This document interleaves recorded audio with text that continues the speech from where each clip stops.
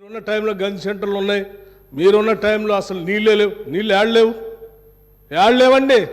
RWS పథకం ద్వారా మొత్తం రాష్ట్రంలో దాదాపు 70 నుంచి 80% నీళ్ళు ఇచ్చారు. మా ఆదిలాబాద్ నుంచి నేను ఖమ్మం వరకు చెప్తాను, నేను ప్రతి ఊరితో సహా లెక్కలతో సహా చెప్తాను. చివరి గోండుగూడెల్లో కూడా మీరు చెప్పినటువంటి ఆర్డబ్ల్యూఎస్ దాదాపు 43,000 కోట్ల రూపాయలతో ఖర్చు పెట్టారు. ఏడాది ఒక్క గ్రామంలో నీళ్ళు వస్తున్నాయండి. ఇప్పటికి కూడా ఐటీడీ నీళ్ళే తాగుతూ ఉన్నాం, వేసినటువంటి బోర్లు బావిలో నుంచి నీళ్లు తాగుతున్నామని చెప్తా ఉన్నారు. మళ్ళీ అదేదో పెద్ద గొప్పగా చేసినట్టు చెప్తున్నారు. మీరు వచ్చిన తర్వాతనే నల్గొండలో నీళ్ళు వచ్చినాయి, అంతకుముందు నల్గొండలో నీళ్ళు రాలేదా? ఫ్లోరోసిస్ ఎరాడికేషన్ కాలేదా? మీరు వచ్చిన తర్వాత జరిగిందా? మీకంటే ముందే జరిగింది.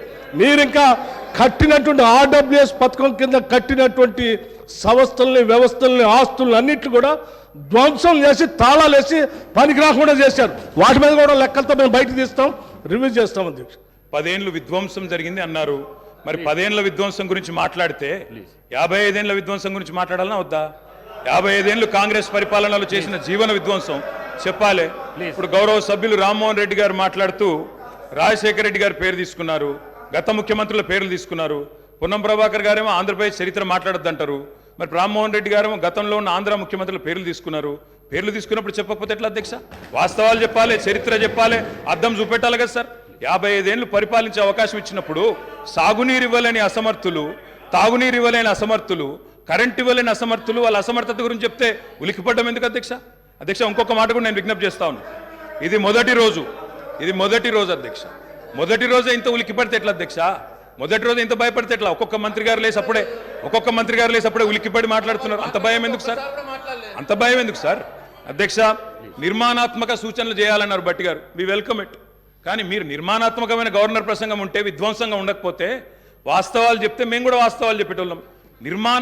మా అధ్యక్షుడు స్పష్టంగా చెప్పారు, కొత్త ప్రభుత్వం వచ్చింది, తొందరపడకండి, ఒక 3 నెలలు సమయం ఇద్దాం, అటర్ఫ్లాప్ అవుతారు ఎట్లాగూ, కానీ 3 నెలలు సమయం ఇద్దాం. ఎందుకంటే అధ్యక్ష చాలా చెప్తా, అవి కూడా చెప్తా.